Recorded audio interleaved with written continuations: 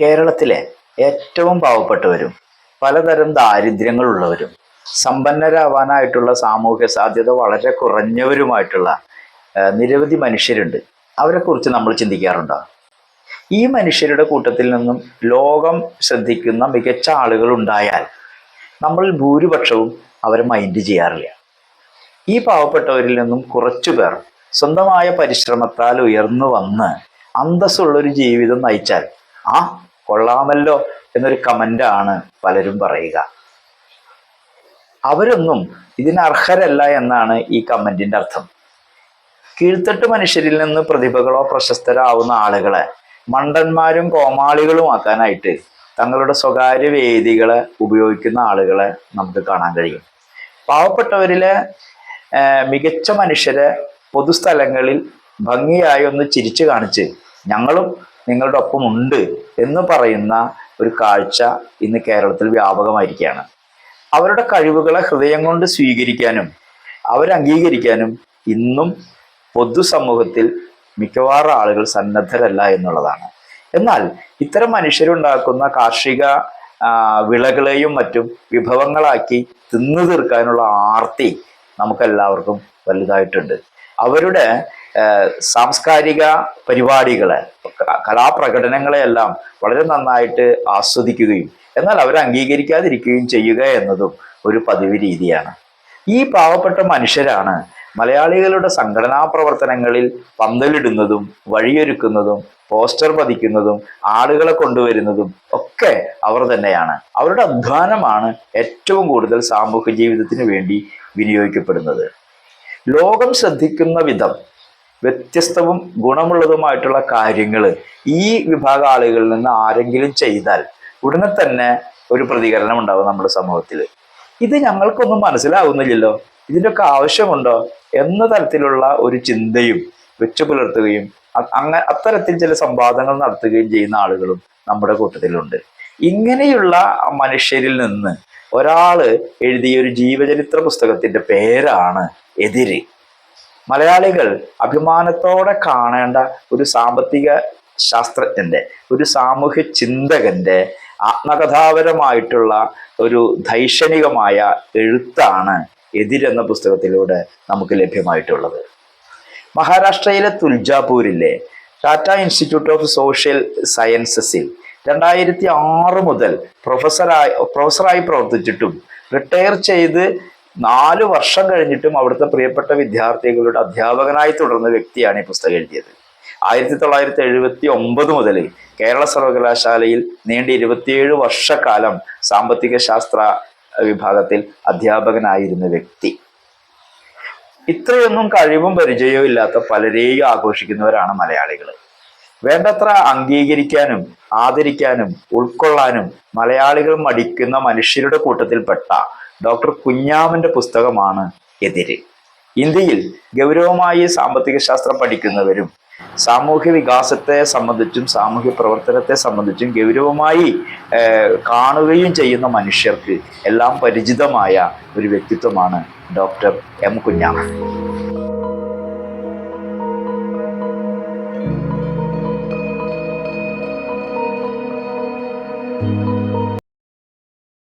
(2021) മികച്ച ആത്മകഥയ്ക്കുള്ള കേരള സാഹിത്യ academy award നേടിയ കൃതിയാണ് എതിര്.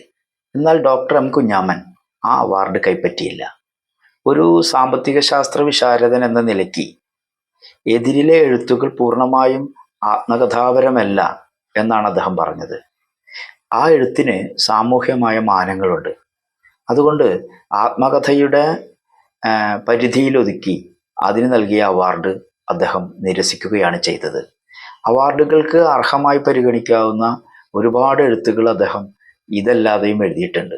സാമ്പത്തിക വികാസത്തെയും സാമൂഹ്യ മാറ്റത്തെയും സംബന്ധിച്ചുള്ള പുസ്തകം, അതുപോലെ തന്നെ ഇന്ത്യയിലെ സംസ്ഥാനതല ആസൂത്രണത്തെ സംബന്ധിച്ചുള്ള പുസ്തകം, ഗോത്ര സമ്പദ്ഘടനയുടെ സവിശേഷതകളെ സംബന്ധിച്ചുള്ള പുസ്തകം, അതുപോലെ ആഗോളവൽക്കരണം നടത്തുമ്പോൾ അത് ഇന്ത്യയിലെ സാധാരണക്കാരൻ്റെ ഭാഗത്ത് നിന്ന് എങ്ങനെയാണ് വീക്ഷിക്കപ്പെടേണ്ടതെന്ന് അതിനെ സംബന്ധിക്കുന്ന പുസ്തകം.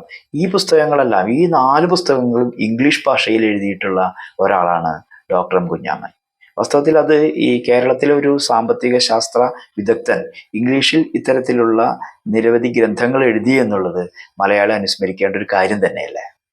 മാത്രമല്ല, കേരള സംസ്ഥാനം കേരള വികസന മോഡലിനെ കുറിച്ച് വളരെ കൊട്ടിഘോഷിച്ച വർത്തമാനങ്ങൾ പറയുന്നതിനിടയിൽ കേരളത്തിന്റെ വികസന മുരടിപ്പിനെ സംബന്ധിക്കുന്ന ഒരു മലയാള പുസ്തകം കൂടി അദ്ദേഹം എഴുതിയിട്ടുണ്ട്. അങ്ങനെ സാമ്പത്തിക ശാസ്ത്ര പഠനങ്ങളിൽ നിലനിൽക്കുന്ന പ്രവണതകളെ പറ്റി ധാരാളം പ്രഭാഷണങ്ങളും എഴുത്തുകളും അദ്ദേഹം നാളിതുവരെ നടത്തിയിട്ടുണ്ട്. അദ്ദേഹത്തിന്റെ പഠന ഗവേഷണ അധ്യാപന പുസ്തകരചനാ മേഖലയിൽ അതുല്യമായ കഴിവിനെ അംഗീകരിക്കാതെ എതിരി എന്ന പുസ്തകത്തിന് ഒരു ജീവചരിത്രമായി മാത്രം ചുരുക്കിക്കണ്ട് ജീവചരിത്ര ശാഖയിൽ ഒരു പുസ്തകത്തിനുള്ള ഒരു അവാർഡ് പരിണതപ്രജ്ഞനായിട്ടുള്ള ഒരു വ്യക്തിക്ക് നൽകുന്നതിലെ അദ്ദേഹം അത് നിരസിച്ചാൽ നമുക്ക് ആർക്കും അതിനെ കുറ്റം പറയാനായിട്ട് സാധിക്കില്ല. എതിര് ജീവിതത്തിലെ അനുഭവങ്ങളെ പറ്റി വിവരിക്കുന്നൊരു പുസ്തകമല്ല. ഒരു അധ്യാപകൻ എന്ന നിലയിൽ തന്നെ തൻ്റെ കടമയെ ഡോക്ടർ കുഞ്ഞാമൻ ആ പുസ്തകത്തിലൂടെ വളരെ ഭംഗിയായി നിർവഹിച്ചിട്ടുണ്ട്. നല്ല അധ്യാപകന്റെ ക്ലാസ്സിൽ ഇരിക്കുന്നവർക്ക് ഉറക്കം വരാറില്ലല്ലോ. അതുപോലെ തന്നെ നമ്മൾ അധ്യാപകൻ പോയാലും നമ്മുടെ നോട്ടെഴുത്ത് ഇങ്ങനെ തുടർന്നുകൊണ്ടിരിക്കും. കാരണം അധ്യാപകന്റെ ചിന്തകൾ പലതും വിദ്യാർത്ഥിയുടെ ഈ ചിന്തയ്ക്ക് മുകളിലൂടെ പറന്നു പോകുന്നതായിരിക്കും. ഇങ്ങനെ അധ്യാപകൻ പോയാലും അധ്യാപകൻ നൽകിയ പ്രേരണയെ അടിസ്ഥാനപ്പെടുത്തിക്കൊണ്ട് നോട്ടുകൾ എഴുതാനും വർത്തമാനം പറയാനും പഠിക്കാനും പഠിപ്പിക്കാനും നമ്മളെ പ്രേരിപ്പിക്കുന്ന ഘടകങ്ങളാണ് ഒരു അധ്യാപകനിലുള്ളത്, അധ്യാപനത്തിലുള്ളത്. അത്തരത്തിലുള്ള നിരവധി ഘടകങ്ങൾ ഉള്ളടങ്ങിയിട്ടുള്ള ഒരു എഴുത്താണ് എതിരിൻ്റേത്. ഒട്ടും വിരസമല്ലാത്ത ഒരു വായനാനുഭവം നമുക്ക് തരുന്ന പുസ്തകമാണ് ഡോക്ടർ എം കുഞ്ഞാമന്റെ എതിര്. ഡോക്ടർ എം കുഞ്ഞാമൻ വെറുതെയല്ല എതിര് എന്ന് പറയുന്നത് പുസ്തകം ഒരു ആത്മകഥയല്ല എന്ന് പറയുന്നത്. വീട്ടിലും നാട്ടിലും നടക്കുന്ന ചടങ്ങുകളിൽ വീട്ടുകാരും കൂട്ടശേഷക്കാരും പങ്കെടുത്ത് വർത്തമാനം പറയുന്നതും വിവരിക്കുന്നതും വിശദീകരിക്കുന്ന ധാരാളം ആത്മകഥകൾ നമ്മൾ കണ്ടിട്ടുണ്ട്. സ്വകാര്യ ജീവിതത്തിൽ മഹാന്മാരും നേതാക്കന്മാരും വന്ന് ഇടപെടുന്ന മുഹൂർത്തങ്ങളെ വിവരിക്കുന്ന ആത്മകഥകളും നമുക്ക് സുപരിചിതമാണ്.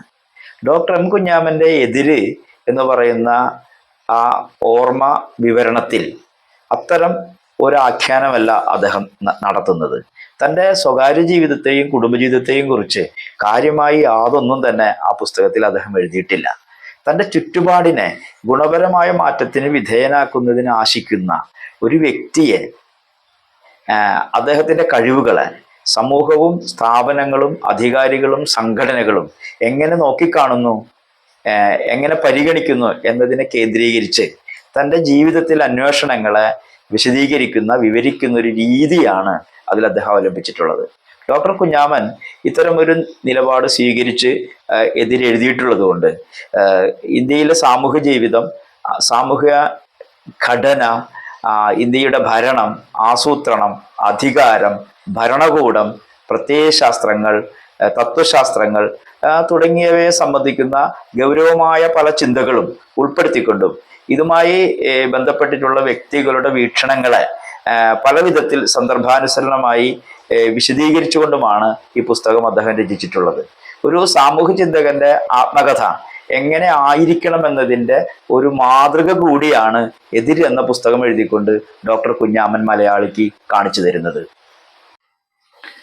ഈ പുസ്തകത്തിൽ ഉടനീളം ശക്തരും അശക്തരും തമ്മിലുള്ള വ്യത്യാസത്തെക്കുറിച്ചാണ് അദ്ദേഹം പറയുന്നത്. സമ്പത്തുള്ളവനാണ് ശക്തൻ, അറിവുള്ളവനല്ല ശക്തൻ. അറിവ് സമ്പത്തിനോടൊപ്പം നിൽക്കുമ്പോൾ മാത്രമാണ് പ്രസക്തമാകുന്നത് എന്ന് അദ്ദേഹം അടിവരയിട്ട് ഈ പുസ്തകത്തിൽ പറയുന്നുണ്ട്. സമൂഹത്തിൽ തനിക്ക് സമ്പത്തില്ലാത്ത ഒരു കുടുംബത്തിൽ ജനിക്കേണ്ടി വന്നതുകൊണ്ടുണ്ടായിട്ടുള്ള അപമാനത്തെക്കുറിച്ച് അദ്ദേഹം ധാരാളം സൂചിപ്പിക്കുന്നുണ്ട്. അദ്ദേഹം BA-യും MA-യും പഠിച്ചത് പാലക്കാട് വിക്ടോറിയ കോളേജിലാണ്.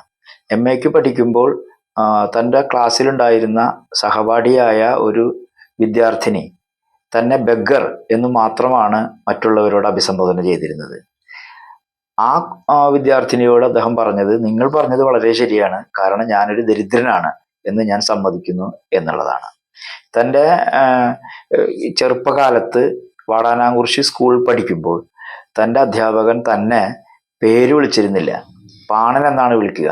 പാണൻ എന്ന് വിളിച്ചപ്പോൾ തന്നെ പേര് വിളിക്കണം എന്ന് പറഞ്ഞ് അദ്ദേഹത്തോട് ഷണ്ഡ കൂടിയതിനെ കുറിച്ച് കേരളത്തിൽ പലതരത്തിലുള്ള ചർച്ചകൾ ഉണ്ടായിട്ടുള്ളത് നമുക്ക് അറിയാവുന്നതാണ്. അതേപോലെ തന്നെയാണ് തൻ്റെ ജന്മിയുടെ വീട്ടിലെ കഞ്ഞി കുടിക്കാൻ പോകുന്ന കുഞ്ഞാമനെ അദ്ദേഹത്തിന് അവിടുത്തെ പട്ടിയോടൊപ്പം കഞ്ഞി കൊടുക്കുകയും പട്ടിയും കുഞ്ഞാമനും തമ്മിൽ ഷണ്ഡ കൂടിയിട്ട് ഉള്ള കാര്യവും കേരളത്തിൽ ഏറെ ചർച്ച ചെയ്യപ്പെട്ടിട്ടുള്ളതാണ്. ഇങ്ങനെ സമൂഹത്തിന്റെ ഏറ്റവും താഴെ തട്ടിൽ ദരിദ്രനായി ജീവിച്ചതുകൊണ്ട് അറിവ് എത്രയുണ്ടായാലും അറിവ് കൊണ്ട് മാത്രം ഒരാൾ ആദരിക്കപ്പെടില്ല എന്നുള്ള നിഗമനത്തിലേക്ക് അദ്ദേഹം എത്തിച്ചേർന്ന ധാരാളം സംഭവങ്ങൾ അദ്ദേഹത്തിന് വിവരിക്കാനായിട്ട് ഉണ്ട് എന്നുള്ളതാണ്. BA പരീക്ഷയ്ക്ക് ഉന്നതമായ വിജയം കരസ്ഥമാക്കുകയും MA പരീക്ഷയ്ക്ക് റാങ്ക് വാങ്ങുകയും പിന്നെ ഒരു അധ്യാപകനാവുന്നതിനുള്ള ഒരു മത്സര പരീക്ഷയിൽ ഇന്റർവ്യൂവിലും ഒന്നാം റാങ്ക് കരസ്ഥമാക്കുകയും ചെയ്തിട്ട് തനിക്ക് ആ അവസരം നിഷേധിക്കപ്പെട്ടു. അപ്പൊ എന്തുകൊണ്ടാണ് ഒന്നാം റാങ്കുകാരനായിട്ടുള്ള എനിക്ക് ഈ അവസരം നിഷേധിച്ചതെന്ന് ചോദിച്ചപ്പോൾ വൈസ് ചാൻസലർ പറഞ്ഞത് തനിക്ക് ഇതിനുള്ള യോഗ്യത ഇല്ല എന്നല്ല പറയുന്നത്, പക്ഷെ ഈ ഒഴിവ് ജനറൽ വിഭാഗത്തിനാണ്, അതുകൊണ്ട് ഒരു പട്ടികജാതിക്കാരനായിട്ടുള്ള തനിക്ക് ഇത് തരാൻ പറ്റില്ല എന്നാണ് വൈസ് ചാൻസലർ പറഞ്ഞത്. ഇത്തരത്തിലുള്ള അനവധി അനുഭവങ്ങളിലൂടെയാണ് അദ്ദേഹം കടന്നു വരുന്നത്. ജാതീയമായിട്ടുള്ള അടിച്ചമർത്തലിന്റെയും സാമ്പത്തികമായിട്ടുള്ള പിന്നോക്കാവസ്ഥയുടെയും പ്രശ്നങ്ങളെ വളരെ തീക്ഷ്ണമായി അനുഭവിച്ച അദ്ദേഹം ഇതിനൊരു പരിഹാരമായിട്ട് പറയുന്നത് സമ്പത്ത് എന്ന് പറയുന്നതിന്റെ ഒരു പുനർവിന്യാസം രാജ്യത്ത് നടക്കണമെന്ന് തന്നെയാണ്. ജനാധിപത്യം എന്ന് പറഞ്ഞാൽ സമ്പത്തിന്റെ യഥാർത്ഥത്തിലുള്ള പുനർവിന്യാസത്തിലൂടെയാണ് നടപ്പിലാവുക എന്ന് അദ്ദേഹം വളരെ കണിശമായിട്ട് ഈ പുസ്തകത്തിൽ പല സ്ഥലങ്ങളിലും പറയുന്നുണ്ട്. കീഴ്ത്തട്ട് മനുഷ്യർ അല്പമെങ്കിലും ആവുന്നതിന് സാധ്യത ആഗോളവൽക്കരണത്തിലൂടെയാണ് സാധിക്കുക എന്നൊരു നിലപാട് അദ്ദേഹം മുന്നോട്ട് വെച്ചിട്ടുണ്ട്. ആരാണ് ഉൽപ്പാദിപ്പിക്കുന്നത് എന്ന് നോക്കി ഉൽപ്പന്നം വാങ്ങാതിരിക്കുകയും ഉൽപ്പന്നത്തിന്റെ ഗുണമേന്മയ്ക്കനുസരിച്ച് ഉൽപ്പന്നം വിൽക്കപ്പെടുകയും ചെയ്യുന്ന ഒരു കമ്പോളത്തെയാണ് ആഗോളവൽക്കരണം ഉണ്ടാക്കിയത്. അതുകൊണ്ട് കീഴ്ത്തട്ടിലുള്ള മനുഷ്യർ ആഗോളവൽക്കരണത്തെ സ്വീകരിക്കുകയും ഉപയോഗപ്പെടുത്തുകയുമാണ് വേണ്ടത് എന്നൊരു നിലപാടാണ് അദ്ദേഹം മുന്നോട്ട് വെച്ചിട്ടുള്ളത്. എന്നാൽ ഇങ്ങനെ ഒരു അവസരം വന്നപ്പോഴും മൂലധനം എന്ന് പറയുന്നത് ഇല്ലാത്തത് കൊണ്ട് കീഴ്ത്തട്ട് മനുഷ്യർ ഇന്നും വളരെ കഷ്ടസ്ഥിതിയിൽ തന്നെയാണ് മുന്നോട്ട് പോകുന്നത്.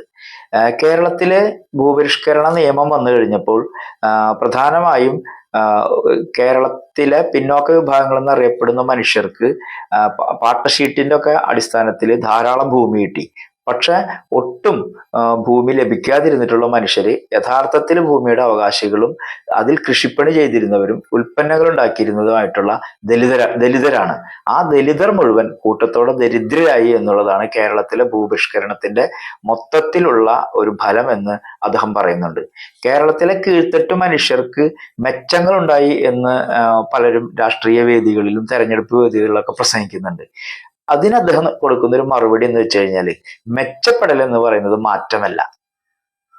മെച്ചപ്പെടൽ ഒരിക്കലും ഒരു മാറ്റമായിട്ട് നമുക്ക് പരിഗണിക്കാനായിട്ട് സാധിക്കില്ല. ദലിതർക്ക് 10 സെന്റ് കിട്ടി, 5 സെന്റ് കിട്ടി, 2 സെന്റ് കിട്ടി, കോളനിയിൽ താമസിക്കാനുള്ള സൗകര്യം കിട്ടി, ഫ്ലാറ്റ് കിട്ടി എന്നൊക്കെ പറയുന്നത് വെറും മെച്ചപ്പെടൽ മാത്രമാണ്. മാറ്റം എന്ന് പറയുന്നത് മറ്റൊന്നാണ്.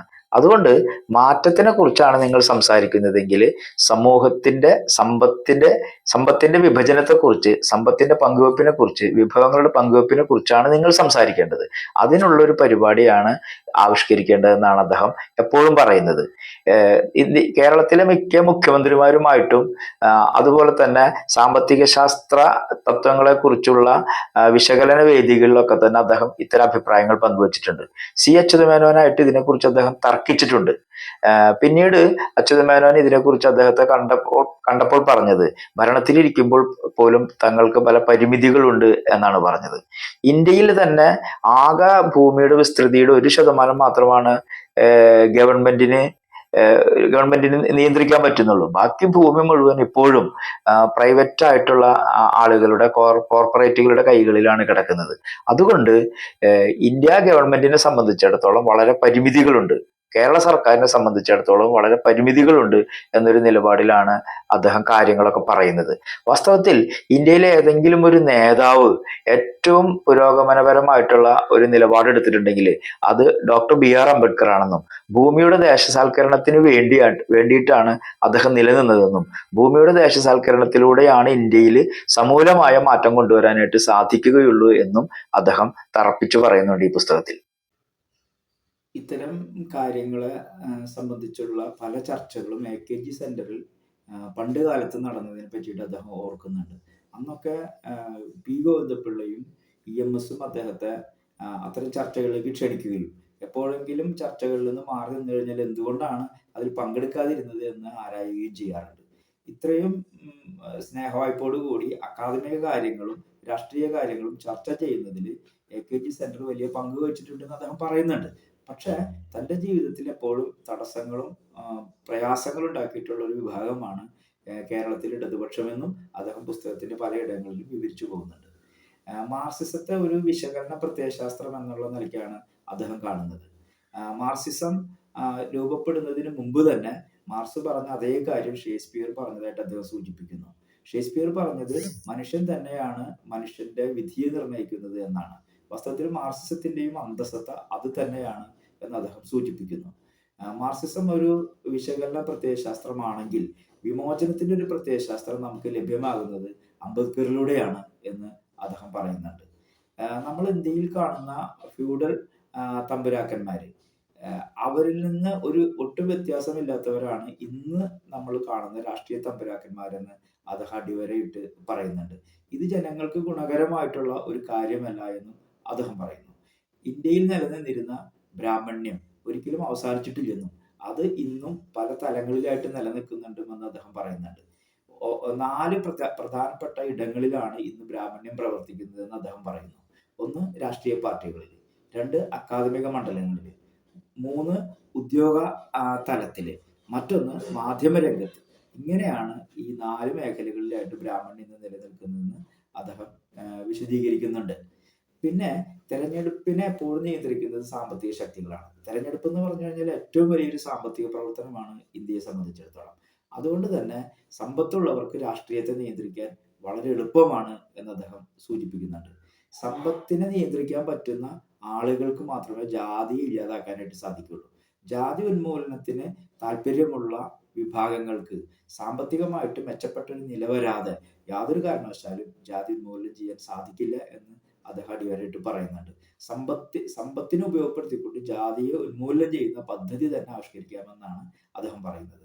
വാസ്തവത്തിൽ ഡോക്ടർ അംബേദ്കർ വേദേതിഹാസ പുരാണങ്ങളിലെ അറിവുകൾ അനുസരിച്ച് പരമ്പരാഗതമായിട്ട് മനുഷ്യർ വളരെ ശ്രേഷ്ഠരായി ജനിക്കുന്നു എന്നൊരു ധാരണ സമൂഹത്തിൽ നിലനിൽക്കുന്നുണ്ട്. അതുകൊണ്ട് വേദേതിഹാസ പുരാണങ്ങളിലെ അറിവുകളെ ഇല്ലാതാക്കുന്ന ശാസ്ത്രീയമായ അറിവുകൾ പ്രചരിക്കുന്ന ഒരു ലോകത്ത് മാത്രമാണ് ജാതി എന്ന് പറയുന്ന സംഗതി ഇല്ലാതാവൂ എന്ന് ഡോക്ടർ അംബേദ്കർ പറഞ്ഞതിനോട് അല്പം വൈരുദ്ധ്യം തോന്നാം ഡോക്ടർ കുഞ്ഞാമന്റെ നിലപാടിന്. പക്ഷെ അറിവിനെ സ്വാധീനിക്കുന്നതിനുള്ള ശേഷി സമ്പത്തിനുണ്ട് എന്നുള്ള അദ്ദേഹത്തിന്റെ വാദമാണ് ഇങ്ങനെ പറയാനായിട്ട് അദ്ദേഹത്തെ പ്രേരിപ്പിക്കുന്നത് എന്ന് വേണം നമുക്ക് കണക്കാക്കാനായിട്ട്. അതുപോലെ ഇന്ത്യൻ ഭരണഘടനയെ കുറിച്ച് അദ്ദേഹം വളരെ ഉദാത്തമായിട്ടുള്ള ഒരു രേഖയായിട്ടാണ് കണക്കാക്കുന്നത്. ഇന്ത്യൻ ഭരണഘടന വന്നപ്പോഴാണ് ഇന്ത്യയിൽ കീഴ്ത്തട്ട് മനുഷ്യരാണ് എന്ന് അംഗീകരിക്കാനായിട്ട് തുടങ്ങിയത് എന്ന് അദ്ദേഹം പറയുന്നു. പിന്നെ ഇന്ത്യൻ ഭരണഘടന നൽകുന്ന ഒരു സവിശേഷത, ഇന്ത്യൻ ഭരണഘടന പൗരന് നൽകുന്ന വലിയ ഒരു സ്ഥാനമാണ്. ഭരണകൂടത്തിന് മുകളിലാണ് പൗരൻ നിൽക്കുന്നത് എന്നാണ് ഇന്ത്യൻ ഭരണഘടന വിഭാവനം ചെയ്യുന്നത്. പൗരനെ ഭരണകൂടത്തിന് മുകളിൽ തന്നെ കണ്ടു എന്നുള്ളതാണ് മാർക്സിന്റെ സവിശേഷത. മാർക്സ് ഒരിക്കലും ഭരണകൂടത്തിന് മുകളിൽ പൗരൻ വരരുത് എന്ന് നിർബന്ധിച്ചിട്ടില്ല. ഭരണകൂടത്തെ പൗരന് താഴെയാണ് മാർക്സ് വിഭാവനം ചെയ്തത്. പക്ഷെ ലെനിൻ അങ്ങനെയല്ല ചെയ്തത്. ഭരണകൂടത്തെ കുറിച്ച് വലിയ തരത്തിലുള്ള ചർച്ചകൾ കൊണ്ടുവന്നിട്ടുള്ളതും ഭരണകൂടത്തിന്റെ സവിശേഷതയെക്കുറിച്ചും അതിന്റെ പ്രവർത്തനത്തെക്കുറിച്ചും കൂടുതൽ വിശദീകരിച്ചിട്ടുള്ളത് ലെനിനാണെന്നും. അതുകൊണ്ട് ലെനിൻ പലപ്പോഴും അദ്ദേഹത്തിന്റെ വിശദീകരണത്തിലൂടെ പൗരനെ ഭരണകൂടത്തിന്റെ താഴത്ത് നിർത്തുകയും ചെയ്തു എന്നുള്ളതാണ്. വ്യക്തിയുടെ ധിഷണാപരമായ കഴിവിനെ വികസിപ്പിക്കണം എന്നുണ്ടെങ്കിൽ അദ്ദേഹം സ്വതന്ത്രനാകണം. സ്വാതന്ത്ര്യം എന്ന് പറഞ്ഞാൽ സമ്പത്താണ്. അതുകൊണ്ട് സമ്പത്തില്ലാത്തൊരു മനുഷ്യന് ധിഷണാപരമായിട്ട് പ്രവർത്തിക്കാനായിട്ട് സാധിക്കില്ല. ധിഷണാപരമായി പ്രവർത്തിക്കുന്ന മനുഷ്യർക്കാണ് ഉൽപാദന ശക്തികൾ വികസിപ്പിക്കാനായിട്ട് സാധിക്കുള്ളൂ. ഉൽപാദന ശക്തികളുടെ വികാസം ഒരിക്കലും നിലയ്ക്കുന്നതല്ല. അങ്ങനെ നിലയ്ക്കാതിരിക്കണമെന്നുണ്ടെങ്കിൽ ധിഷണാപരമായി പ്രവർത്തിക്കാൻ പറ്റുന്ന മനുഷ്യരെ, അതായത് സ്വാതന്ത്ര്യമുള്ള മനുഷ്യരെ, സാമ്പത്തികമായിട്ട് പിൻബലമുള്ള മനുഷ്യരെ ഉണ്ടാക്കിയെടുത്താലാണ് സാധിക്കുള്ളൂ എന്ന് അദ്ദേഹം പറയുന്നുണ്ട്.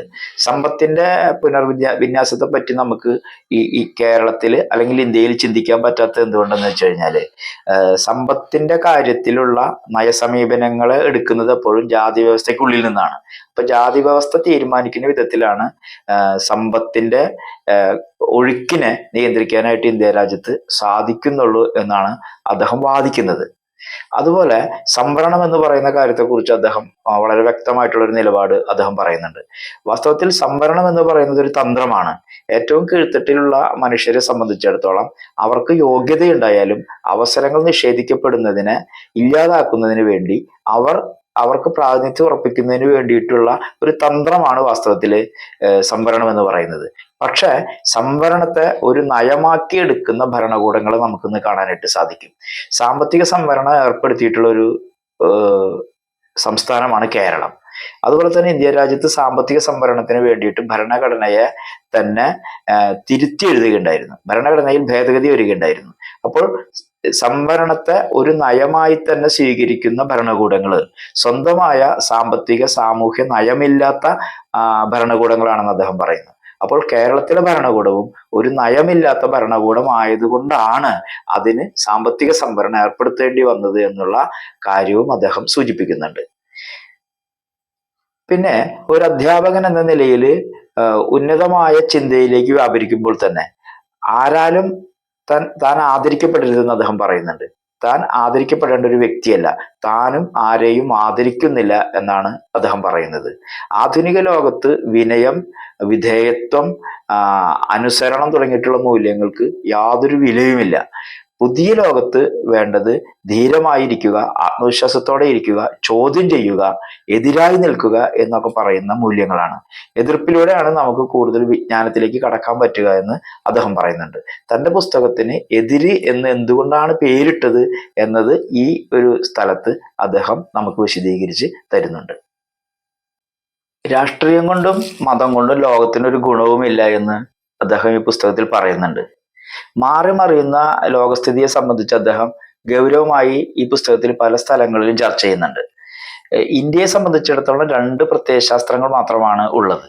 ഒന്ന് മാർക്സിസമാണ്, മറ്റൊന്ന് അംബേദ്കറിസമാണ്. ഇവ തമ്മിലുള്ള സംഘർഷമാണ് വാസ്തവത്തിൽ ഇന്ത്യയിൽ എപ്പോഴും നടന്നിട്ടുള്ളത്, പ്രത്യേകിച്ച് ആധുനിക ഇന്ത്യയിൽ നടന്നിട്ടുള്ളത് എന്നാണ് അദ്ദേഹം പറയുന്നത്. അതിനാല് വിമോചനാത്മകമായിട്ടുള്ള അംബേദ്കറിസത്തിന് ഇന്ത്യയിൽ ഭാവിയുണ്ട് എന്ന് അദ്ദേഹം സൂചിപ്പിക്കുകയും ചെയ്യുന്നു. നമുക്ക് പരിചയമുള്ള മാർക്സിസത്തില് പ്രധാനമായ രണ്ട് വർഗങ്ങളാണ് നമ്മൾ കാണുക. ഒന്ന് ബൂർഷ്വാസി, അതുപോലെ തന്നെ മറ്റൊന്ന് പ്രോളിറ്റേറിയറ്റ്, അതായത് തൊഴിലാളി വർഗവും മുതലാളി വർഗവുമാണുള്ളത്. വാസ്തവത്തിൽ ഈ രണ്ടു വർഗവും ഇന്ന് വളരെ ന്യൂനപക്ഷങ്ങളാണ് എന്ന് നമുക്ക് പരിശോധിച്ചാൽ അറിയാൻ പറ്റും. നമുക്കറിയാം മുതലാളിമാരെന്ന് പറയുന്നത് വളരെ ന്യൂനപക്ഷമാണ്. മാർക്സിന്റെ സിദ്ധാന്തം തന്നെ അതാണ്. വളരെ ന്യൂനപക്ഷം വരുന്ന മുതലാളിമാര് തൊഴിലാളികളായിട്ടുള്ള ബഹുഭൂരിപക്ഷത്തിന്റെ അധ്വാനത്തിന്റെ ബലത്തെ ചൂഷണം ചെയ്ത് നിരന്തരമായി മൂലധനം കുന്നുകൂടുന്നതിന്റെ പ്രശ്നമാണ് അദ്ദേഹം അതിൽ അവതരിപ്പിക്കുന്നത്. പക്ഷെ ഇന്നത്തെ കാലത്ത് ഈ സംഘടിത തൊഴിലാളി വർഗം എന്ന് പറയുന്നത് വളരെ ന്യൂനപക്ഷമാണ് എന്ന് ഡോക്ടർ എം കുഞ്ഞാമൻ പറയുന്നുണ്ട്. ഏറ്റവും ഭൂരിപക്ഷമായിരിക്കുന്ന വിഭാഗത്തെയാണ് പ്രിക്കാറിയേറ്റ് എന്ന് പറയുന്നത്. പ്രിക്കാറിയേറ്റുകൾ എന്ന് പറഞ്ഞു കഴിഞ്ഞാൽ അസംഘടിത തൊഴിലാളികളാണ്. ഇന്ന് നമ്മൾ കാണുന്ന സമരങ്ങളിൽ ഏർപ്പെട്ടിട്ടുള്ള ആശാവർക്കർമാരും അതുപോലെ തന്നെ ഓൺലൈനായിട്ട് നമുക്ക് പലതരം സാധനങ്ങൾ നമ്മുടെ വീട്ടിലേക്ക് കൊണ്ടെത്തിക്കുന്ന ഡ്രൈവർമാരായിട്ടുള്ള ഡെലിവറി നടത്തുന്ന ആളുകൾ, ഡെലിവറി ഡ്രൈവേഴ്സ് എന്നൊക്കെ പറയുന്ന വിഭാഗങ്ങൾ. അതേപോലെ തന്നെ തങ്ങളുടെ ഉപജീവനത്തിന് വേണ്ടിയിട്ട് വീടാന്തരം കയറി ഇറങ്ങി പ്രവർത്തിക്കുന്ന മനുഷ്യര്, തെരുവിൽ അലഞ്ഞുകൊണ്ട് ഒരു സ്ഥലത്തും തങ്ങളുടെ പേര് രേഖപ്പെടുത്താതെ തന്നെ തെരുവിൽ അലഞ്ഞുകൊണ്ട് ഉപജീവനത്തിന് വേണ്ടി ധാരാളം ഉൽപ്പന്നങ്ങൾ വിറ്റഴിക്കുന്ന മനുഷ്യര്. ഇങ്ങനെ ഇന്ത്യയെ സംബന്ധിച്ചിടത്തോളം അല്ലെങ്കിൽ ലോകത്തെ സംബന്ധിച്ചിടത്തോളം ഏറ്റവും കൂടുതൽ മനുഷ്യര് അസംഘടിതരായി തൊഴിൽ ചെയ്യുന്ന മേഖലയുണ്ട് ലോകത്ത്. ആ മേഖലയിലുള്ള മനുഷ്യരെ കുറിച്ചുള്ള ഒരു കണക്കെടുപ്പും ഇല്ല. അവര് തൊഴിലാളികളായി രജിസ്റ്റർ ചെയ്യപ്പെടുന്നില്ല. അവർക്ക് തൊഴിലാളികളുടെ യാതൊരു തരത്തിലുള്ള അവകാശങ്ങളോ ആനുകൂല്യങ്ങളോ കിട്ടുന്നില്ല. ഈ വർഗമാണ് ഇന്ന് ലോകത്തിലെ ഏറ്റവും വലിയ വർഗം. അല്ലാതെ തൊഴിലാളി വർഗവും മുതലാളി വർഗവും മാത്രമല്ല, ഈ ഒരു മൂന്നാമത്തെ വർഗത്തെ കൂടി മുന്നിൽ കണ്ടുകൊണ്ടുള്ള പരിഷ്കാരങ്ങൾക്കും രാഷ്ട്രീയ പ്രവർത്തനങ്ങൾക്കും മാത്രമാണ് ഭാവിയുള്ളത് എന്ന് അദ്ദേഹം സൂചിപ്പിക്കുന്നുണ്ട്. അറിവിനെ കുറിച്ചുള്ള സംവാദം അദ്ദേഹത്തിന് നടത്തുമ്പോൾ വളരെ രസകരമായിട്ടുള്ളൊരു കാര്യം പറയുന്നുണ്ട്. ഈ ഇംഗ്ലീഷ് ഭാഷയ്ക്കുള്ള അധികാരത്തെ കുറിച്ച് അദ്ദേഹം സൂചിപ്പിക്കുന്നുണ്ട്. നമുക്കറിയാം, പ്രകാശ് കാരാട്ട് CPM നേതാവാണ്. അദ്ദേഹം മലയാളിയാണ്. അദ്ദേഹം കേരളത്തിൽ വരുമ്പോൾ ഇംഗ്ലീഷിൽ സംസാരിക്കും. ഇംഗ്ലീഷിൽ സംസാരിക്കുന്ന അദ്ദേഹത്തിന്റെ സംഭാഷണം ഒരു മലയാളി മലയാളത്തിലേക്ക് ട്രാൻസ്ലേറ്റ് ചെയ്യും, തർജ്ജമ ചെയ്യും. ഇത് വളരെ രസകരമായ ഒരു അനുഭവമായിട്ട് അദ്ദേഹം വിവരിക്കുമ്പോൾ തന്നെ ഇതിൽ അടങ്ങിയിട്ടുള്ള കാര്യങ്ങളെ ഇന്ത്യയിലെ കീഴ്ത്തട്ട് വിഭാഗങ്ങൾ മനസ്സിലാക്കണമെന്ന് കൂടി അദ്ദേഹം പറയുന്നുണ്ട്. കാരണം ഇന്ന് ഒരിക്കലും ഹാർഡ് വർക്ക് ചെയ്തിട്ട് സമ്പത്ത് ഉണ്ടാക്കുന്ന അല്ലെങ്കിൽ ജീവിക്കുന്ന ഒരു കാലമല്ല. അത്രമാത്രം സാങ്കേതിക വിദ്യയും യന്ത്രങ്ങളും നമ്മുടെ ലോകത്ത് വന്നു കഴിഞ്ഞു. ഇവിടെ സ്മാർട്ട് വർക്കിന്റെ ഒരു കാലമാണ്. പക്ഷെ പലപ്പോഴും കീഴ്ത്തട്ട് മനുഷ്യര് ഇപ്പോഴും ഹാർഡ് വർക്കിലാണ് ഏർപ്പെട്ടിട്ടുള്ളത്. അവർ സ്മാർട്ട് വർക്കിലേക്ക് വരണമെന്ന് അദ്ദേഹം പറയുകയും ഭാഷയ്ക്കും സാങ്കേതിക വിദ്യയ്ക്കും സാങ്കേതിക പരിജ്ഞാനത്തിനും ഒക്കെ ഉള്ള സ്ഥാനത്തെക്കുറിച്ചും അത് കൈക്കലാക്കുന്നത് കൊണ്ട് നമുക്ക് ലഭ്യമാകാവുന്ന സാമ്പത്തികമായിട്ടുള്ള മേന്മയെക്കുറിച്ചും അദ്ദേഹം ഈ പ്രകാശ് കാരാട്ടിന്റെ ഈ ഇംഗ്ലീഷ് പ്രഭാഷണത്തെ വളരെ തമാശ രൂപത്തിൽ പറഞ്ഞിട്ട് ഈ പുസ്തകത്തിൽ അവതരിപ്പിക്കുന്നുണ്ട്. അപ്പൊ കീഴ്ത്തട്ട് മനുഷ്യന്മാർക്ക് എങ്ങനെയാണ് തങ്ങളുടെ ദൈക്ഷണിക ശേഷിയെ വർദ്ധിപ്പിച്ച് മെച്ചപ്പെടുക എന്നുള്ളതിന്റെ ഒരു ഉദാഹരണത്തിലേക്കാണ് അദ്ദേഹം ഈ സംഭവത്തെ ചൂണ്ടിക്കാണിക്കുന്നത്. അതുപോലെ തന്നെ ഡോക്ടർ M കുഞ്ഞാമൻ പറഞ്ഞിട്ടുള്ള വലിയ രസകരമായിട്ടുള്ള ഒരു കാര്യത്തെക്കുറിച്ച് കേരളം ചർച്ച ചെയ്തിട്ടുണ്ട്. ഒരു ദലിതന് മുഖ്യമന്ത്രി കസേരയിലോ അല്ലെങ്കിൽ വൈസ് ചാൻസലറുടെ കസേരയിലോ ഇരിക്കണമെന്ന് ആഗ്രഹമുണ്ടെങ്കിൽ അദ്ദേഹം ഒരു മൂട്ടയായി ജനിക്കണം എന്ന് അദ്ദേഹം പറഞ്ഞിട്ടുണ്ട്. അത് ഈ പുസ്തകത്തിൽ അദ്ദേഹം ആവർത്തിച്ച് പറയുന്നുണ്ട്. അതുപോലെ തന്നെ ക്യാമ്പസിനകത്ത് അധികാരം ഒരിക്കലും കടന്നു വരരുത് എന്നുള്ള ഒരു കണിശമായിട്ടുള്ള ഒരു നിർബന്ധം അദ്ദേഹം ഈ പുസ്തകത്തിൽ പല സ്ഥലങ്ങളിലും രേഖപ്പെടുത്തുന്നുണ്ട്. ഒരു അധ്യാപകൻ എന്നുള്ള നിലയ്ക്ക് അധികാരത്തിന്റെ തലങ്ങളിലേക്ക് പോകാനുണ്ടായിരുന്ന എല്ലാ അവസരങ്ങളെയും അദ്ദേഹം വേണ്ടാന്ന് വെച്ചിട്ടുണ്ട്. അതിനെക്കുറിച്ചും അദ്ദേഹം ഇതിൽ പറയുന്നുണ്ട്. മാത്രമല്ല, അധികാരത്തെ അദ്ദേഹം പലതവണയും നിഷേധിച്ചിട്ടുമുണ്ട് എന്നുള്ളതാണ്. ഇപ്പോ G സുധാകരൻ മന്ത്രിയായിരിക്കുന്ന സന്ദർഭത്തിൽ അദ്ദേഹമായിട്ട് ക്യാമ്പസിൽ ഒരു പരിപാടിക്ക് വന്നിട്ട് സംഘർഷത്തിൽ ഏർപ്പെട്ടിട്ടുണ്ട്, സംഘർഷത്തിൽ ഏർപ്പെട്ടിട്ടുണ്ട്. പിന്നീട് ഒരു ദിവസം ഒരു വിദ്യാർത്ഥി നേതാവിനെ പറഞ്ഞയച്ചിട്ട് പറയാണ്, ഡോക്ടർ M കുഞ്ഞാമനെ എന്നെ ഒന്ന് വന്ന് കാണാൻ പറയൂ എന്ന് പറയുന്നുണ്ട്. പക്ഷെ അദ്ദേഹം G സുധാകരന്റെ അടുത്തേക്ക് പോകുന്നില്ല. അദ്ദേഹം നിഷേധിച്ചു. കാരണം ഞാൻ അവിടെ പോയി ചെന്ന് കാണേണ്ട ഒരാളൊന്നുമല്ല ഈ മന്ത്രിയായാലും അദ്ദേഹം എന്ന നിലപാടാണ് അദ്ദേഹം എടുത്തത്. പക്ഷെ G സുധാകരൻ അതിന് യാതൊരു മറുപടിയും പറയുന്നില്ല. പിന്നീട് അദ്ദേഹത്തെ മറ്റൊരിടത്ത് വെച്ച് കണ്ട് കാര്യങ്ങളെ സംസാരിക്കുകയും പിന്നീട് ചങ്ങാത്തത്തിലാവുകയും ചെയ്ത കാര്യം അദ്ദേഹം ഈ പുസ്തകത്തിൽ ഓർമ്മിക്കുന്നുണ്ട്. അതുപോലെ തന്നെ ഇദ്ദേഹം മുഖ്യമന്ത്രി ആയിരുന്ന അച്യുതമേനോനായിട്ട് വഴക്കായിട്ടുള്ളത് പോലെ തന്നെ AK ആന്റണി ആയിട്ടും നിയമനത്തിന്റെ കാര്യത്തിൽ പോയിട്ട് വാഗ്വാദങ്ങൾ ഉണ്ടായിട്ടുള്ള കാര്യം അദ്ദേഹം സൂചിപ്പിക്കുന്നുണ്ട്. അച്യുതാനന്ദൻ മുഖ്യമന്ത്രി ആയിരിക്കുമ്പോൾ അദ്ദേഹം തുൽജാപൂർ ക്യാമ്പസിലേക്ക് പ്രൊഫസറായിട്ട് പോകുന്ന ഒരു കാര്യം അറിയിക്കാൻ വേണ്ടി അച്യുതാനന്ദനെ കാണാൻ പോകുന്നുണ്ട്. അപ്പൊ അച്യുതാനന്ദൻ പറയുന്നുണ്ട്, ഞങ്ങള് വിചാരിക്കുന്നു ആസൂത്രണ ബോർഡിലേക്ക് ഡോക്ടർ M കുഞ്ഞാമനെ കൊണ്ടുവരണമെന്ന്. അപ്പൊ അദ്ദേഹം അത് സമ്മതിക്കുന്നില്ല. അതിന്റെ കാരണം UGC മെമ്പർ ആയിരിക്കുമ്പോൾ തന്നെ UGCയിൽ ഒരു സെക്രട്ടറി പദവിയിലേക്ക് ഒരാളെ നിയോഗിക്കുന്നതിനുള്ള ഇന്റർവ്യൂ ബോർഡിൽ കുഞ്ഞാമൻ അംഗമായിരുന്നു. ആ സന്ദർഭത്തിൽ കുഞ്ഞാമൻ നിർദ്ദേശിച്ച ഒരാളെ എന്തുകൊണ്ടാണ് നിർദ്ദേശിച്ചതെന്ന് വസ്തുനിഷ്ഠമായി നോട്ട് എഴുതി കൊടുത്തിട്ടും അത് അംഗീകരിക്കാതിരുന്ന UGCയിലെ അംഗങ്ങളുമായും UGC ചെയർമാനായിട്ട് അദ്ദേഹം പലതരത്തിലുള്ള തർക്കങ്ങൾ ഏർപ്പെടുന്നുണ്ട്. അവസാനം തങ്ങളോട് യോജിക്കണമെന്ന് നിർബന്ധിക്കുമ്പോൾ എനിക്ക് നിങ്ങളോട് യോജിക്കാൻ പറ്റില്ല, പക്ഷെ എന്റെ ഡിസെൻഡിങ് നോട്ടോട് കൂടി നിങ്ങൾക്ക് ഇഷ്ടമുള്ള ആളെ നിയമിച്ചോളൂ എന്ന് അദ്ദേഹം പറയുന്നുണ്ട്. പക്ഷെ അതിന് സമ്മതിക്കാതിരുന്നതിനെ തുടർന്ന് അദ്ദേഹം UGC പദവി തന്നെ രാജിവെച്ച് പോരുകയാണ് ചെയ്തത്. കേവലം 1.5 വർഷക്കാലമാണ് അതിൽ അദ്ദേഹം ഇരുന്നത്. ഈ ഒരു അനുഭവം ഉള്ളത് കൊണ്ട് തന്നെ അദ്ദേഹം ആസൂത്രണ ബോർഡിന്റെ കാര്യത്തില് അധികാരം കൈയാളുന്ന കാര്യത്തില് മുഖ്യമന്ത്രി അച്യുതാനന്ദനോട് അനുഭാവപൂർവ്വം ഒന്നും പറഞ്ഞില്ല. അദ്ദേഹം ഒന്നും പറയാതെയാണ് ആ കാര്യത്തിൽ തിരിച്ചു വന്നത്. ഇത് മാത്രമല്ല, BSPയുടെ നേതാവായിട്ടുള്ള മായാവതി UP-യിൽ മുഖ്യമന്ത്രി ആയിരിക്കുന്ന സന്ദർഭത്തിൽ BSPക്കാരായിട്ടുള്ള ആളുകൾ അദ്ദേഹത്തെ വന്ന് കാണുകയുണ്ടായിരുന്നു. കുഞ്ഞാമനോട് പറഞ്ഞു, അദ്ദേഹം ജോലി രാജിവെച്ച് പാർട്ടിയിലേക്ക് വരികയാണെങ്കിൽ ഉന്നത സ്ഥാനമാനങ്ങൾ അദ്ദേഹത്തിന് വാഗ്ദാനം ചെയ്തു.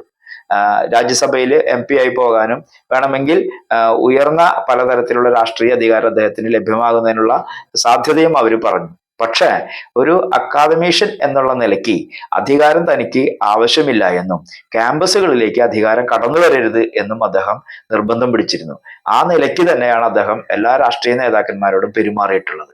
അദ്ദേഹം ഓട്ടോണമസ് കോളേജുകളെ കുറിച്ച് പറയുമ്പോൾ അദ്ദേഹം പറയുന്ന ഒരു പ്രധാനപ്പെട്ട കാര്യമുണ്ട്. ഓട്ടോണമസ് ആയിരിക്കേണ്ടത് അക്കാദമിക കാര്യങ്ങളിലാണ്. പക്ഷെ ഒരിക്കലും അഡ്മിനിസ്ട്രേറ്റീവ് കാര്യത്തിൽ ഓട്ടോണമസ് ആയിരിക്കാനായിട്ട് ഒരു കോളേജുകളെയും ഒരു ക്യാമ്പസുകളെയും അനുവദിക്കരുത്. അഡ്മിനിസ്ട്രേഷൻ വേറെയാണ്, അക്കാദമിക കാര്യങ്ങൾ വേറെയാണ്. അക്കാദമിക കാര്യങ്ങളിലാണ് പൂർണ്ണമായിട്ടുള്ള സ്വാതന്ത്ര്യം ക്യാമ്പസുകളിൽ, വിദ്യാലയങ്ങളിൽ വേണ്ടത് എന്ന് അദ്ദേഹം പറയുന്നുണ്ട്.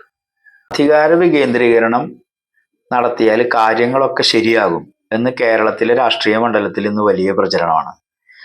അത് നടക്കുന്ന കാര്യമല്ല എന്ന് കുഞ്ഞാമ്മൻ വാദിക്കുന്നുണ്ട്. കാരണം അധികാരം ഉണ്ടാകുന്നത് തന്നെ മറ്റുള്ളവരെ നിയന്ത്രിക്കാനാണ്. അധികാരത്തിന്റെ സ്വഭാവം കേന്ദ്രീകരണമാണ്. അതുകൊണ്ട് വികേന്ദ്രീകരണം എന്ന് പറയുന്നത് നടക്കുന്ന ഒരു കാര്യമല്ല എന്ന് അദ്ദേഹം പറയുന്നുണ്ട്. പഞ്ചായത്ത് മുതൽ പാർലമെന്റ് വരെ ഉള്ള തെരഞ്ഞെടുക്കപ്പെട്ട ആളുകള് 5 വർഷക്കാലം നാട്ടുരാജാക്കന്മാരെ പോലെ തന്നെയാണ് ഇന്നും ഭരിക്കുന്നത്. ഇതെന്തുകൊണ്ടാണ്?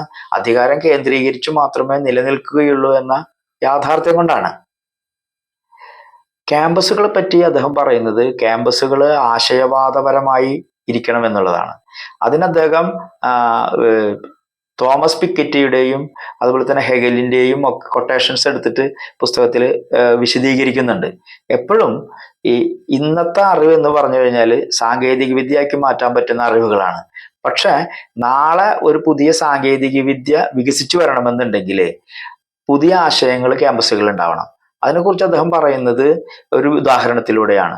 ഇപ്പോൾ ന്യൂട്ടന്റെ 1-ാം ചലന നിയമം ഉണ്ടല്ലോ, every action has it's on equal and opposite reaction എന്നുള്ള അദ്ദേഹത്തിന്റെ 3-ാം ചലന നിയമം. ഈ 3-ാം ചലന നിയമം കണ്ടെത്തിയിട്ട് നൂറ്റാണ്ട് കഴിഞ്ഞതിന് ശേഷമാണ് നമ്മൾ റോക്കറ്റ് ഉണ്ടാക്കുന്നത്. അപ്പൊ അതൊരു ആശയപരമായ കാര്യമാണ്. അതിനെ സമീപിക്കുന്ന ആളുകൾക്ക് അതിനെക്കുറിച്ചൊന്നും മനസ്സിലാവില്ല. പക്ഷെ അക്കാദമിക ലോകത്തിന് 3-ാം ചലന നിയമത്തെ കുറിച്ച് നല്ല ബോധ്യം ഉണ്ടായിരിക്കും. പക്ഷെ സാധാരണ മനുഷ്യർക്ക് അത് മനസ്സിലാവണമെന്നില്ല. സാധാരണ മനുഷ്യർക്ക് മനസ്സിലാവാത്ത 3-ാം ചലന നിയമം ക്യാമ്പസുകളിൽ ഗൗരവമായി ചർച്ച ചെയ്യുന്നത് എന്തുകൊണ്ടാണെന്ന് ചോദിക്കുന്നത് ശുദ്ധ മണ്ടത്തരമാണ്. അതുകൊണ്ട് നാളത്തെ പ്രയോജനകരമായിട്ടുള്ള കാര്യങ്ങൾക്ക് വേണ്ടി ഇന്ന് മറ്റുള്ളവർക്ക് മനസ്സിലാകാത്ത ആശയമണ്ഡലത്തിലുള്ള പല കാര്യങ്ങളും ചർച്ച ചെയ്യുന്ന ഒരു സ്ഥലമാണ് ക്യാമ്പസ് എന്ന് പറയുന്നത്. അതുകൊണ്ട് ക്യാമ്പസ് കുറച്ചൊക്കെ അരാജകത്വമുള്ളതായിരിക്കും, ആശയവാദപരമായിരിക്കും. അതിന് അതേപോലെ തന്നെ നിലനിർത്തണമെന്ന് അദ്ദേഹം പറയുന്നുണ്ട്. പിന്നെ പാവപ്പെട്ട മനുഷ്യരിൽ നിന്ന് മുതലാളിമാരുണ്ടാവുക, ദലിതരിൽ നിന്ന് മുതലാളിമാരുണ്ടായി കഴിഞ്ഞാലൊക്കെ വലിയ കുഴപ്പമാണെന്ന് പറയുന്ന ആളുകളുണ്ട്. പ്രത്യേകിച്ച് ഇടതുപക്ഷങ്ങളുടെ ഭാഗത്തു നിന്നൊക്കെ തന്നെ മുതലാളിത്ത വിരുദ്ധരാണല്ലോ അവർ. അപ്പൊ അതുകൊണ്ട് അവരെപ്പോഴും പറയും ഈ ദലിതരിൽ നിന്നൊക്കെ മുതലാളിമാരുണ്ടായി കഴിഞ്ഞാൽ അത് ദലിതർക്ക് തന്നെ എതിരാകുന്നൊക്കെ. പക്ഷെ അദ്ദേഹം പറയുന്നത്, ഡോക്ടർ കുഞ്ഞാമൻ പറയുന്നത്, ദലിതരിൽ നിന്ന് മുതലാളിമാരുണ്ടായേ പറ്റുള്ളൂ.